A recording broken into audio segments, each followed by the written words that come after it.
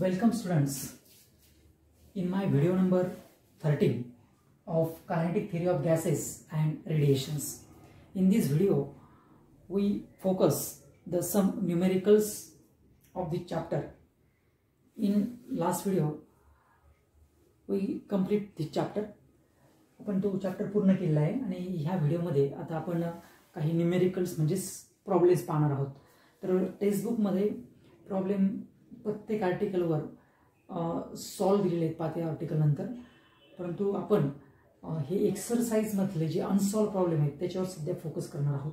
तर तुम्ही ते प्रॉब्लेम्स काय करायचे प्रॅक्टिस करा त्याची, आणि ते त्याचे सोल्युशन त्या पुस्तकामध्ये असल्यामुळे आपण एक्सरसाइज मधले एक प्रॉब्लेम घेतोय. तर पहिला प्रॉब्लेम आहे, if the density of oxygen molecule, म्हणजे ऑक्सिजनची जी डेन्सिटी ती किती आहे 1.44 किलोग्रॅम पर क्यूबिक मीटर, म्हणजे ती त्याचं आपण सोल्युशन पाहतोय. ऑक्सिजन मॉलिक्यूलची जी density, suppose rho it is the density and it is given by the 1.44 kilogram per cubic meter. This is the given. And at a pressure, the pressure of this oxygen molecule, it is also given, and it is 10 raised to 5 Newton per meter square. Find the root mean square velocity of oxygen molecule. म्हणजे काय find out करायचे, find the root mean square velocity of the oxygen molecule. म्हणजे ही value आपल्याला find out करायची. RMS velocity, root mean square velocity. Its formula, what is the formula? According to the pressure of a gas, it is given by, that is the P is equal to, this pressure P is equal to 1 by 3 Nm upon V into V RMS square. This is the formula for pressure exerted by the gas molecule on the wall of the container. Like half formula, with the help of this formula we have to find the root mean square velocity. And you know that the N, capital N, it is the number of gas molecule enclosed in the vessel. Small m, it is the mass of each gas molecule. The multiplication of this both, the N into m, it is nothing but the capital M, and it indicates the total mass of the gas molecule. म्हणजे एकाच किती मास आहे small m, आणि अशी number of gas molecule असतील n, दोघांची multiplication will get the total mass. Again simplify this formula. P is equal to 1 by 3, that is the capital M upon V into V RMS square. This V is the volume and the V is the velocity. The mass upon volume, it is the definition of density. Now, P is equal to 1 by 3 rho into V RMS square. आपल्याला find out काय करायचंय, RMS velocity. मग rearrange this equation, then we get the V RMS square is equal to the 3p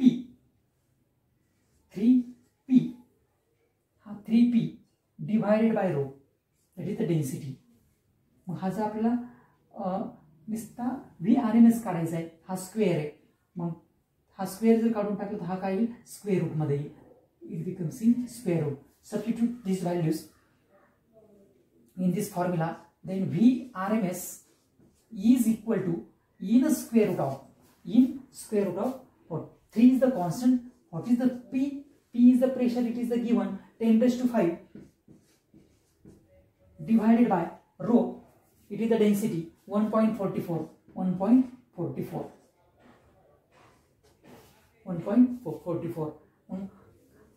Calculation of this. आता काय की आता हे कॅल्क्युलेशनला वेळ लागणार आहे. लॉग टेबल आपल्याला सर्वांना येते, हे तुम्ही लॉग टेबलवर प्रॅक्टिस करायची. आपण डायरेक्ट आन्सर याचं पाहूया, कारण त्याचा वेळ जातो आणि व्हिडिओ जास्त होतो. आपल्याला बाकीचे आणखी प्रॉब्लेम्स पाहिजे आहेत, त्यामुळे ह्याची जी कॅल्क्युलेशन्स आहे या कॅल्क्युलेशनची लॉग टेबलवर तुम्ही घरी प्रॅक्टिस करायची. It is the homework for you. Okay, now its final answer is the root mean square velocity is 456.44. This is the velocity. What is the unit of velocity? It is the meter per second. Meter per second. This is the final answer. Now second problem. Calculate the ratio of mean square speed of molecules of a gas at 30 Kelvin and 120 Kelvin. म्हणजे आपल्याला याच्यामध्ये ratio find out करायचा आहे. तर कोणाचा मीन square speed velocity. मग mean square speed समजा वेगवेगळ्या टेम्परेचरला आहे. मग टेम्परेचर वेगळं असेल तर त्यांची व्हेलॉसिटी वेगळी असेल. म्हणजे पहिल्या टेम्परेचरला for first temperature suppose its mean square velocity is V1. मग मीन स्क्वेअर हिची स्क्वेअर आणि पुन्हा त्याचा mean. This bar indicate the mean value of the velocity or speed. Square पहा त्याचं प्रत्येकाचं मिनिंग पहा. Mean square speed. Mean square speed. स्पीडसाठी आपण V घेतलाय आणि फॉर फर्स्ट टेम्परेचर म्हणजे ह्या टेम्परेचरला किती असणार ती V1 असेल. डिवायडेड बाय कोणाबद्दल रेशो घ्यायचा आहे. It is the mean square velocity of the second temperature. हा रेशो आपल्याला काय करायचा आहे फाइंड आउट करायचा आहे. We have to find this ratio.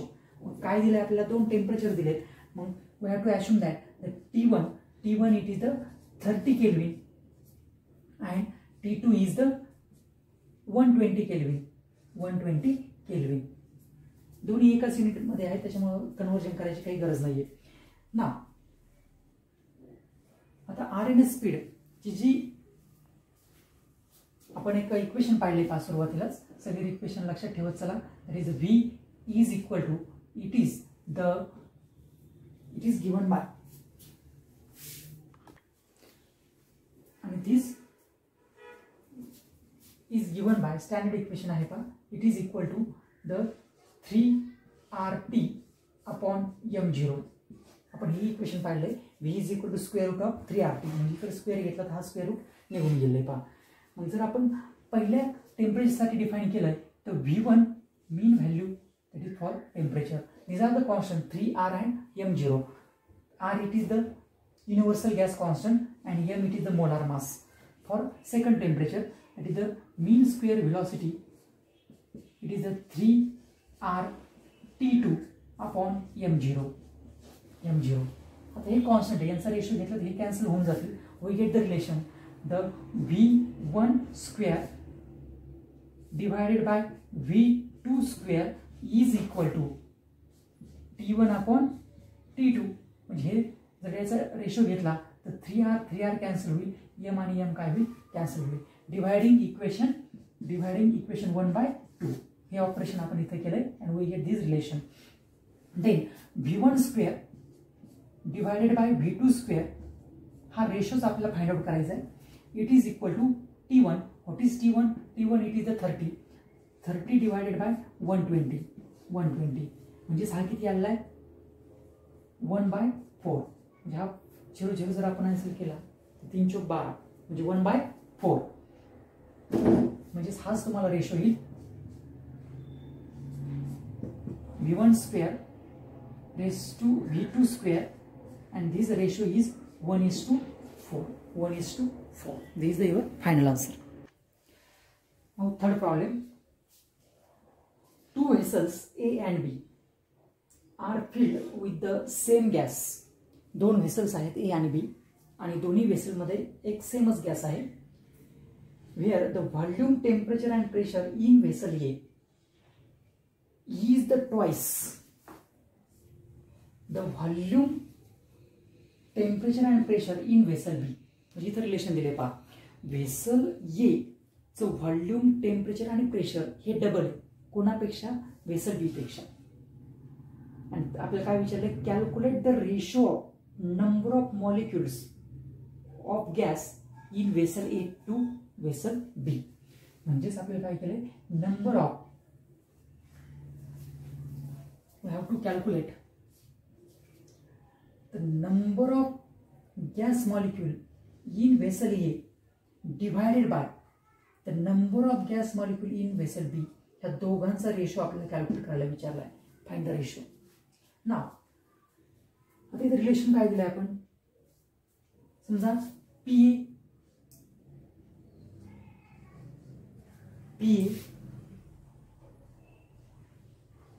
VA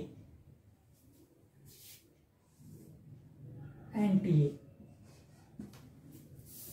PA, VA and TA be the pressure, volume and temperature of vessel A. मग vessel A चं pressure किती असेल PA, व्हॉल्यूम किती असेल VA आणि टेम्परेचर किती असेल TA, बरोबर आहे. मग त्यांचं रिलेशन आपल्याला बीशी इस्टॅब्लिश करायचं का ट्वाइस. म्हणजे हे याचं पॅरामीटर्स हे डबल आहेत कोणापेक्षा बी पेक्षा. म्हणजेच मॅथमॅटिकली काय करावं लागेल, it is equal to 2 into pressure in vessel B, it is equal to 2 into volume of vessel B आणि it is equal to 2 into temperature in vessel B. म्हणजे बीचं हे कसं असेल, बीच्या जे प्रेशर टेम्परेचर हे निम्म असणार आहे आणि याचं डबल आहे. हे आपल्याला गिव्हन आहे आणि आपल्याला हे फाइंड आउट करायचं आहे. According to ideal gas equation that is PV is equal to nRT. PV is equal to nRT. From this relation, the N is equal to, what is N is equal to? PV upon RT. PV upon RT. And define this relation for vessel A. N A is equal to PA VA. PA VA. R is the universal gas constant. It is the constant. And T TA. Similarly for B, PB VB R upon PB VB upon R into TB. Now dividing this equation, N A divided by NB. दोघांचा जर ratio घेतला आपण भाकर केला काय होईल, R आणि R cancel होईल. मग PA किती आहे, इट इज द गिव्हन.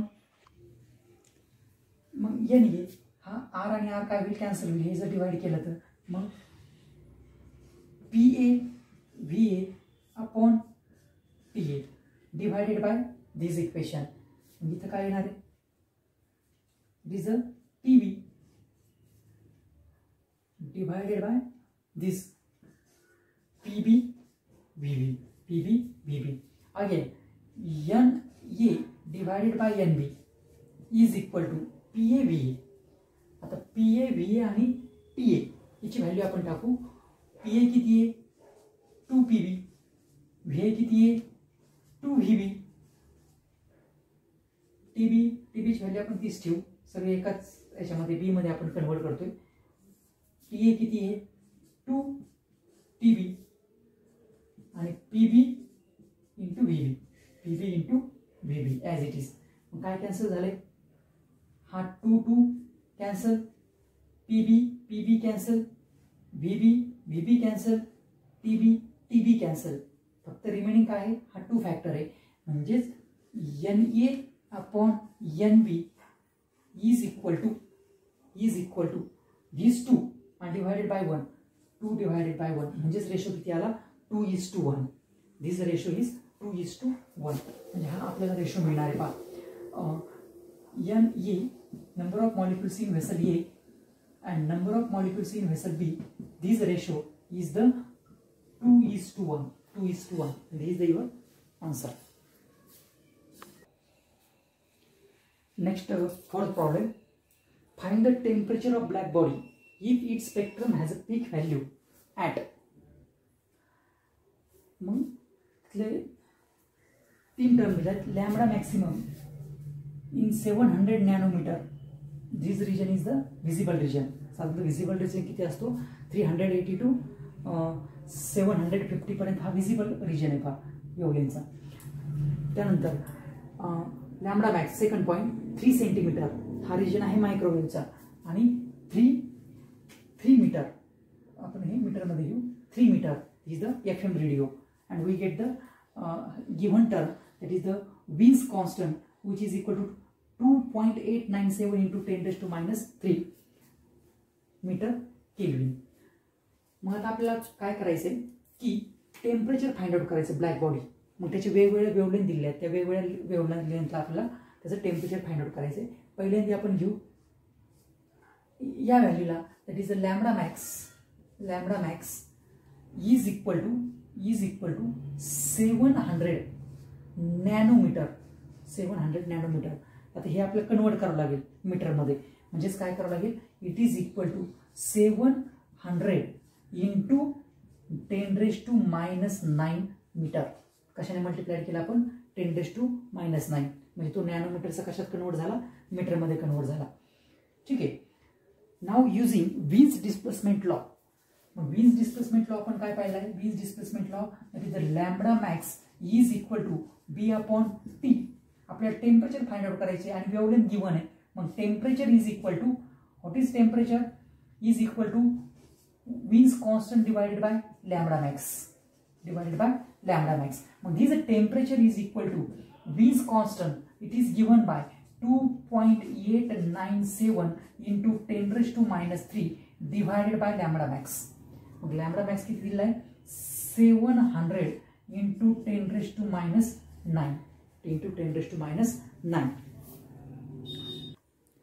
आणि सगळं कॅल्क्युलेशन जर केलं हे टेम्परेचर आपल्याला मिळते पहा 4138 केल्विन. हे कॅल्क्युलेशन तुम्ही लॉग टेबलवर चेक करा, डायरेक्ट आन्सर दिलेलं आहे पहा.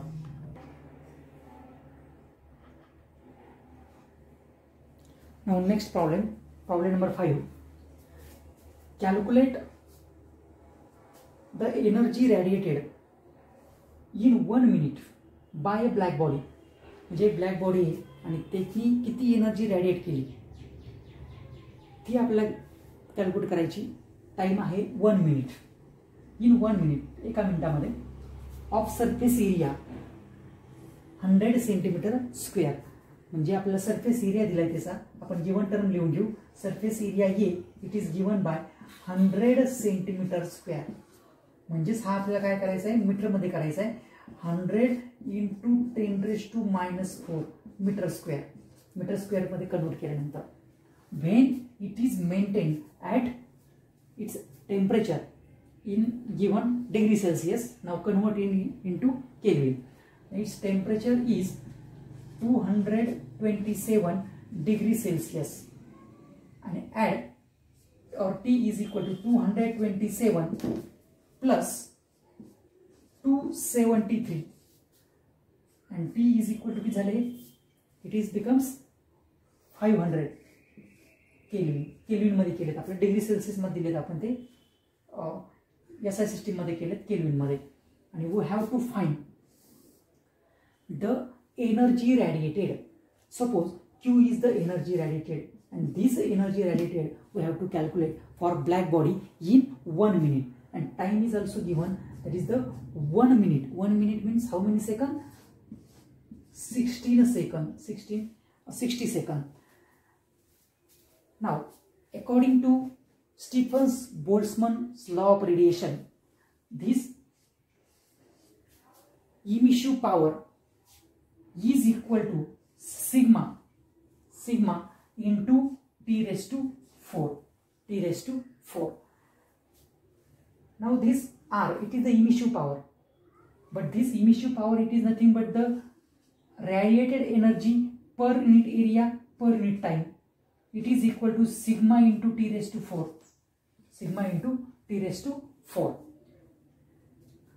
We have to find the Q and then Q is equal to kai A into T into sigma into T⁴. Now substitute these all values. Q is equal to A. What is A? A it is the 100 into 10⁻⁴. म्हणजे हे झाले 1 to 10⁻². झाले 10⁻². T is 60 seconds. Sigma is the constant, Stephen constant. Its value is given by 5.67 into 10⁻⁸. And T, what is T? T it is the 500 and it's 4th power. Calculate these all figures. Then we get the answer 2165. We get the 2126.25 joule. हे जर solve केलं तर हे आपल्याला एवढा answer मिळेल. Energy measured in joule. हे सगळे कॅल्क्युलेशनच्या प्रॅक्टिस करत जरा तुम्हाला लॉग टेबल येते, कारण ते सोडून घ्यायला इथं वेळ नाही आहे, त्यामुळे डायरेक्ट आन्सर इथं दिला आहे. ह्या हिंट महत्त्वाच्या असतात पहा. त्या हिंटला जास्त आपण वेळ दिला आहे, याला वेळ दिलेला नाही आहे. आलं लक्षामध्ये? त्याच्यामुळे हे तुम्ही कॅल्क्युलेशन लॉग टेबलवर प्रॅक्टिस करत चला. ओके. प्रत्येक आर्टिकलवर आपण प्रॉब्लेम घेतलेला आहे, प्रत्येक आर्टिकल कव्हर करण्याचा प्रयत्न केला आहे. ठीक आहे. याचा व्यवस्थित अभ्यास करा. थँक्यू.